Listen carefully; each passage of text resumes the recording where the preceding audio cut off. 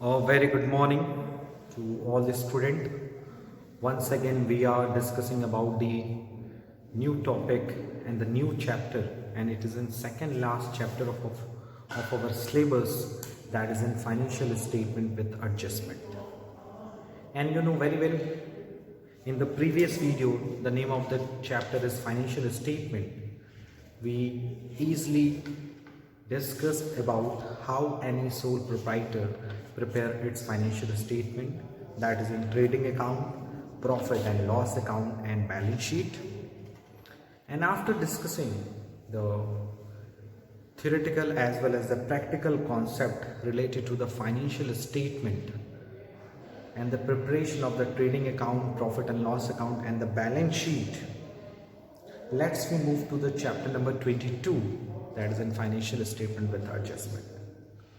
So at the beginning of today's video, let's be revised and recapitulate what is the meaning of adjustment, how many types of the adjustments, and what are the basic concept of the adjustment.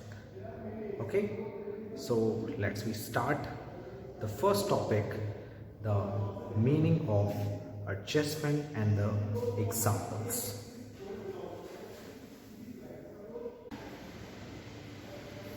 So what is the financial statement with adjustment? Firstly, we discuss what is the meaning of adjustment, because you know very well, when we prepare the financial statement of sole proprietorship, it includes the three types of the statement, three types of the important account and statement, combination of the accounts and statement, that's the trading account, profit and loss account and the balance sheet. Sometimes in the question we have to prepare the trading account, profit and loss account and balance sheet with the help of the given additional information which are given outside the trial balance. So what is the meaning of adjustment? Adjustment means that is an additional information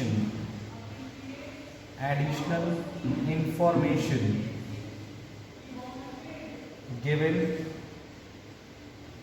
outside the trial balance,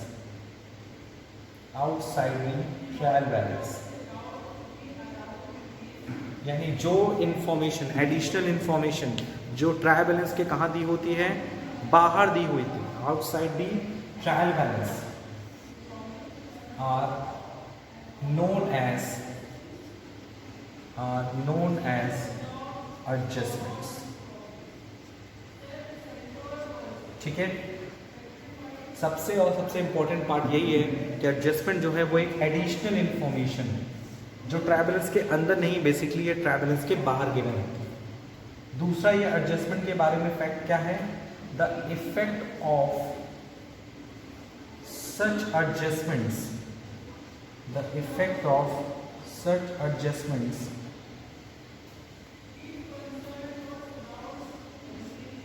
जो इन adjustment का effect पड़ता है वो basically combination में पड़ता है. हम तीन चीज़ें बनाते हैं, trading, PL and balance sheet.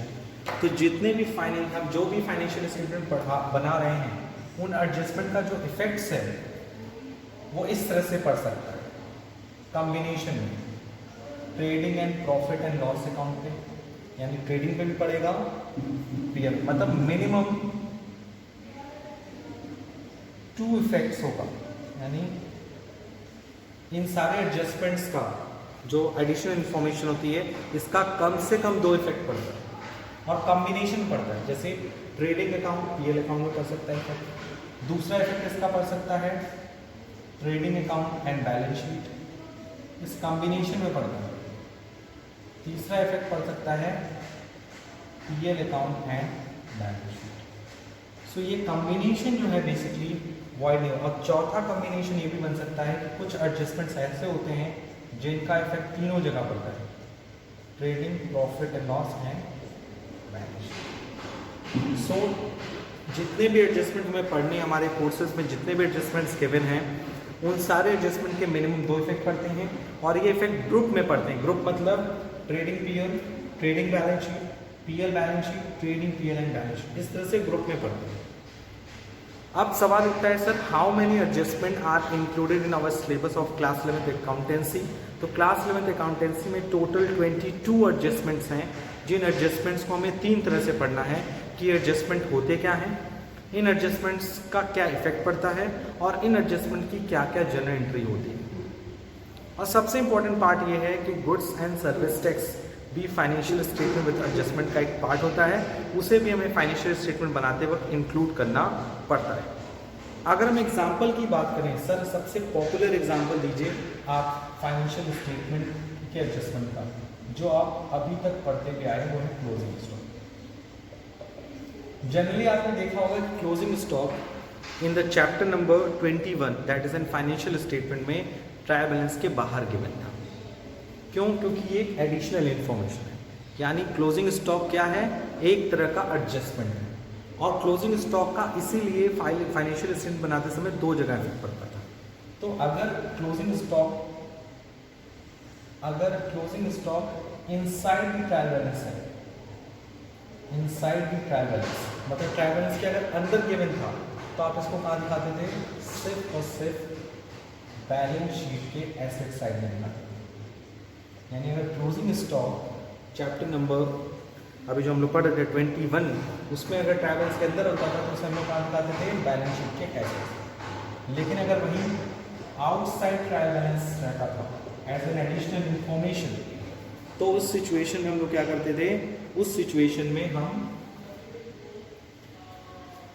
Trial balance closing stock को 2 जगह मिनिमम दिखाते थे, एक ट्रेडिंग के क्रेडिट साइड में और दूसरा बैलेंस शीट के एसेट साइड में। सो आपने देखा होगा कि क्लोजिंग स्टॉक अगर एडजस्टमेंट है तो उसका रोल बदल रहा है। Okay, so this is the important introduction about the financial statement with adjustment. Please note down. So you can see that what is the meaning of adjustment, and after discussing the theoretical concept related to the adjustment, let's we discuss the next topic, that is in what type of the adjustment must be included in our syllabus. Let's we discuss about it. So what are the important adjustments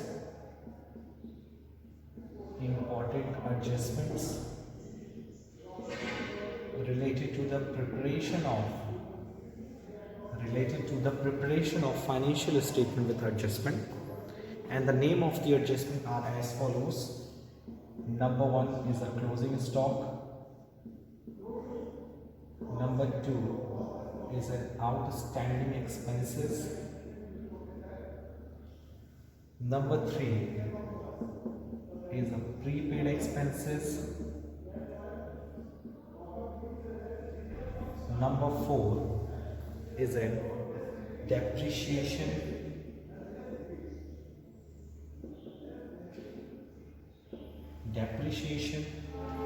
number 5 is an accrued income, number 6 is an advance income, number 7 is a interest on capital,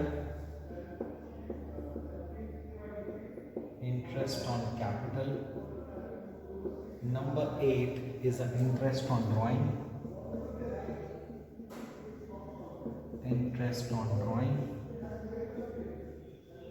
number 9 is a interest on loan,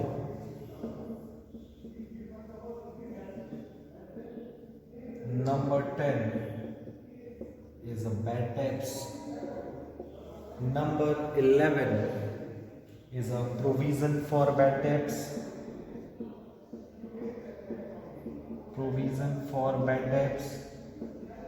number 12 provision for discount on debtor,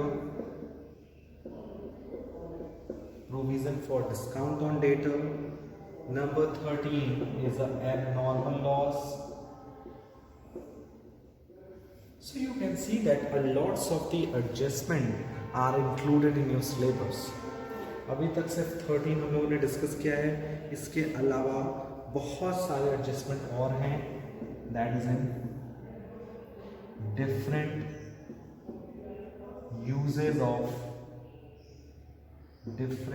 usage of goods.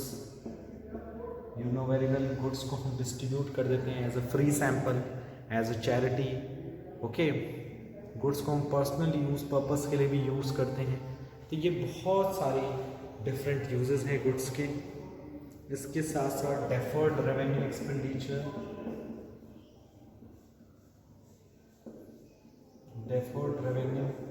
Expenditure, okay, managers commission,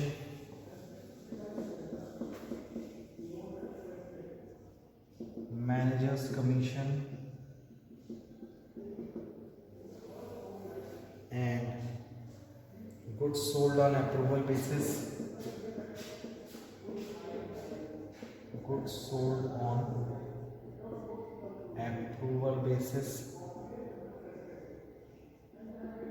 okay. So there are 17 adjustments which are very important to prepare the financial statement with adjustment।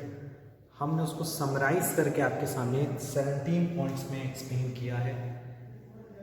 अगर आपसे examination में पूछा जाएगा कि how many types of the financial statement adjustment के कितने types हैं जो आपके सिलेबस में काफ़ी इम्पोर्टेंट रोल प्ले कर सकते हैं, क्योंकि ये सारे एडजस्टमेंट्स वन बाय वन आपको फाइनेंशियल स्टेटमेंट प्रिपेयर करने के लिए हेल्पफुल होते हैं। So one by one in सारे एडजस्टमेंट्स के क्या इफेक्ट होते हैं, इनकी क्या एंट्रीज होती हैं, उसे हम वन बाय वन डिस्कस करते हैं। Okay, so the first adjustment as you can see that is in closing stock. Let's discuss about it. 3 step में हम लोग डिस्कस करेंगे।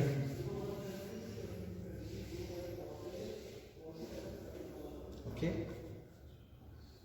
सो heading will be a name of adjustments, okay। second column is effect on final account, उसका final account पे क्या effect पड़ेगा, और entry क्या होगा, क्योंकि जर्नल एंट्री भी हमें आनी चाहिए। ओके, सो पहला एडजस्टमेंट सबसे पॉपुलर एडजस्टमेंट है, वो है क्लोजिंग स्टॉक, जो आपने प्रीवियस चैप्टर में भी डिस्कस किया है। What is the meaning of closing stock? The stock which are lying unsold at the end of the year, मतलब वो स्टॉक जो साल के एंड में बिना बिका हुआ रह जाता है, यानी जिसको सेल नहीं हो पाता है, उसे हम क्लोजिंग स्टॉक की कैटेगरी में रखते हैं।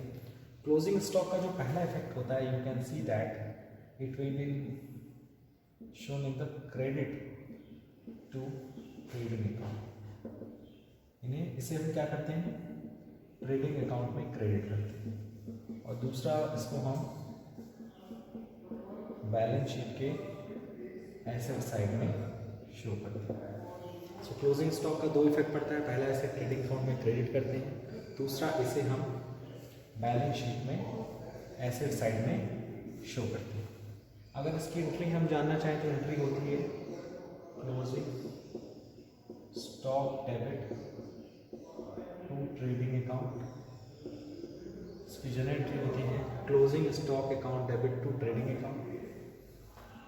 दूसरा एडजस्टमेंट है आपका outstanding expenses. What is the meaning of outstanding expenses? Expenses paid, expenses due but not paid, वो सारे एक्सपेंसेस जो ड्यू हैं बट पे नहीं किए गए, तो उन सारे एक्सपेंसेस को हम लोग क्या करते हैं, रिलेटेड एक्सपेंसेस के साथ ऐड कर देते हैं, added to related expense. Related expense में क्या करते हैं, उनको ऐड करते हैं इन ट्रेडिंग, या तो ट्रेडिंग अकाउंट में या तो प्रॉफिट एंड लॉस अकाउंट में। यानी कि जो एक्सपेंस है जैसे वेजेस है, सैलरी है, तो wages a part of trading account, salary is a part of profit and loss account. So अगर वेजेस आउटस्टैंडिंग है तो ट्रेडिंग में जाकर उस एक्सपेंस में ऐड करेंगे, और अगर सैलरी आउटस्टैंडिंग है तो प्रॉफिट एंड लॉस में जाकर ऐड करेंगे।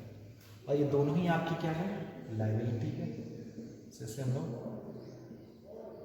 लायबिलिटी साइड में शो करते हैं in the balance sheet. Entry की बात करें, so you know very well outstanding expense की एंट्री होती है expenses account debit to outstanding expenses.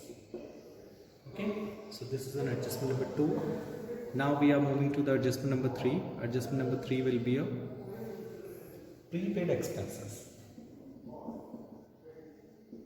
Prepaid expenses. What is the meaning of prepaid expenses? The expenses which are paid in advance. यानी वो expense जिसे हम advance में पे कर देते हैं, जो ड्यू तो नहीं है लेकिन हमने उससे ड्यू डेट से पहले क्या कर दिया, पे कर दिया। तो इस तरह के एक्सपेंसेस को हम लोग क्या करते हैं, ऐड नहीं करते हैं, इसका जस्ट अपोजिट होता है। ऐड की जगह क्या कर देते हैं, deducted. Deducted from related expense, उस एक्सपेंस से जिसका इसका रिलेशन है इन ट्रेडिंग या फिर प्रॉफिट एंड लॉस अकाउंट। और दूसरा इफेक्ट क्या होता है, ये बैलेंस शीट के लायबिलिटी में न जाकर किस साइड आता है, एसेट साइड में जाता है, asset side of balance sheet. और अगर इसकी एंट्री की बात करें तो उसकी एंट्री होती है आपकी prepaid expense account debit to expense. Okay, so ये फर्स्ट 3 एडजस्टमेंट हैं, इसे आप अपनी कॉपी में अच्छे से नोट डाउन कर लीजिए।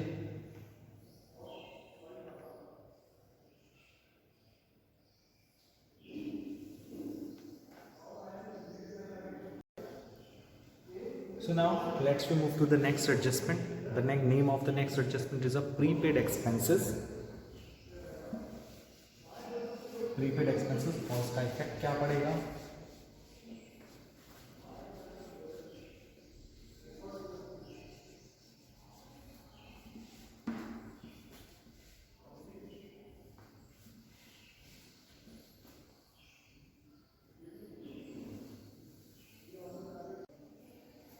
so now let's we move to the next type of the adjustment. The next type of the adjustment is a, firstly we discuss closing stock, outstanding, prepaid.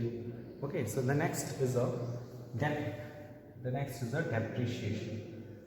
What is the meaning of depreciation? You know very well, decline in the value of fixed tangible assets, it is known as a depreciation. So depreciation हो चाहे amortization हो, सबसे दोनों में basically difference ये होता है कि ये टेंजिबल फिक्स एसेट्स पे चार्ज होता है और एमोर्टाइजेशन जो होता है वो इनटेंजिबल फिक्स एसेट्स पे चार्ज किया जाता है। So depreciation means reduction in the value of fixed tangible assets and amortisation मतलब reduction in the value of intangible fixed assets. और इसका जो इफेक्ट होता है इसे हम लोग सबसे पहले कहाँ दिखाते हैं, debit side of profit and loss account में दिखाते हैं, और दूसरा इसको क्या करते हैं, डिडक्ट कर देते हैं फ्रॉम रिलेटेड एसेट्स। जिस एसेट्स पे ये डेप्रिसिएशन चार्ज होता है या एमोर्टाइजेशन चार्ज होता है, उस एसेट्स में से क्या कर देते हैं, माइनस कर देते हैं from related expenses in balance sheet. रही बात इसकी एंट्री की, तो इसकी एंट्री बहुत ही सिंपल होता है, depreciation account debit to assets. Okay, now D के बाद पॉइंट आता है E point is an accrued income, and you know very well what is the meaning of accrued income, the income which is earn but not received. वो income जो कमा तो ली गई है लेकिन वो मिली नहीं है। इन सारी इनकम्स को हम लोग क्या करते हैं, बेसिकली इन इनकम को हम लोग क्या करते हैं, ऐड कर देते हैं, एडेड टू रिलेटेड इनकम। जैसे एक्रूड कमीशन है, कमीशन में जाकर ये वैल्यू ऐड कर देंगे, ठीक है। Edit your related income in which side, in credit side, which account, profit and loss account. Profit and loss account में क्या करेंगे, इस वैल्यू को जाकर ऐड करेंगे। और इसकी इनकम की अगर हम बात करें तो इनकम क्या होगा, इसकी एंट्री होगी accrued income debit to income, okay. End के बाद आता है एडवांस इनकम।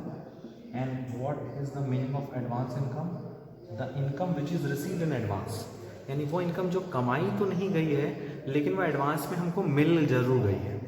तो इस तरह की इनकम को रिकॉर्ड करने के लिए बेसिकली हम लोग क्या करते हैं, इसका जस्ट अपोजिट इफेक्ट पड़ता है। इसका क्या इफेक्ट पड़ता है, इसका इफेक्ट पड़ता है कि इसमें हम लोग क्या करते हैं, ऐड ना करके डिडक्ट कर देते हैं, deducted from related x income.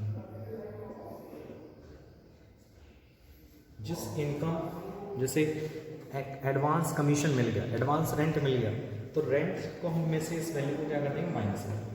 और एक्रूड इनकम क्योंकि आपने कमाई नहीं है लेकिन आपने कमा लिया लेकिन मिल गया नहीं मिला, तो ये आपके एसेट्स होते हैं।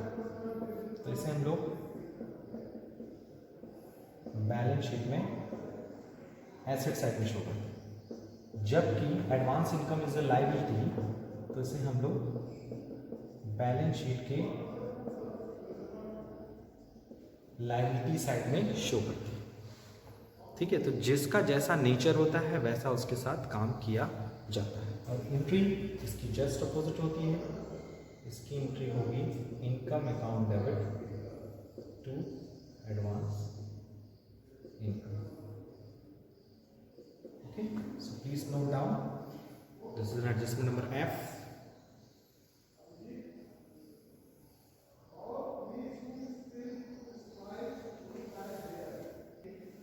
So the next adjustment after discussing F point, the next will be a point number G. Point number G is a interest on capital. What is the meaning of interest on capital? So what is an interest on capital? You know very well. जब भी कोई owner business start करता है तो एक limited amount invest करता है in the business, okay. So business में इन्वेस्ट करते वक्त अगर वो पैसा इन्वेस्ट ना करके बिजनेस में कहीं और इन्वेस्ट करता है तो he will get the sufficient remuneration from the another company, another institution. So for this purpose you know very well, according to the separate legal entity concept, ये कहा गया है कि बिजनेस एंड बिजनेस का owner दोनों एक दूसरे से क्या होते हैं, डिफरेंट होते हैं। तो जब भी ओनर बिजनेस में कैपिटल लगाता है तो बदले में उसको इंटरेस्ट मिलता है। सो ये बदले में इंटरेस्ट मिलता है, इसलिए से हम लोग क्या करते हैं, ये बिजनेस के लिए एक्सपेंस है, सो इसे हम प्रॉफिट एंड लॉस अकाउंट के डेबिट साइड में। और दूसरा इंटरेस्ट ऑन कैपिटल क्या होता है, कैपिटल में ऐड किया जाता है, added to capital in balance sheet, ठीक है। और अगर एंट्री की बात करें तो इसकी एंट्री होती है interest on capital debit to capital, ठीक है। उसके बाद इंटरेस्ट ऑन कैपिटल के बाद इंटरेस्ट ऑन ड्राइंग। अगर इंटरेस्ट ऑन ड्राइंग की बात करें तो it is just opposite of interest on capital. अगर ओनर बिजनेस में पैसा लगाता है तो बदले में उसको इंटरेस्ट मिलता है। और अगर दूसरी बात करें कि अगर कोई पैसा विड्रॉ करता है फॉर पर्सनल यूज़, अगर कोई ओनर ने अपने पर्सनल यूज़ के लिए पैसा निकाल लिया तो बदले में उसे इंटरेस्ट देना पड़ता है। यहाँ ओनर को मिल रहा है, बिजनेस के लिए एक्सपेंस है, लेकिन इंटरेस्ट ऑन ड्राइंग के कंडीशन में क्या होता है, ओनर को देना पड़ता है और बिजनेस के लिए इनकम है, इसलिए ये पीएल अकाउंट के किस साइड जाती है, क्रेडिट साइड जाती है। और इसे हम कैपिटल में ऐड नहीं करते हैं, डिडक्ट करते हैं, deducted from capital in balance sheet. Balance sheet से इस पैसे को डिडक्ट करते हैं और इसकी जो एंट्री होती है वो जस्ट अपोजिट होती है, capital account debit to interest on drawing. यहाँ मैंने शॉर्ट फॉर्म में लिखा है IOD, okay. The next adjustment is interest on loan.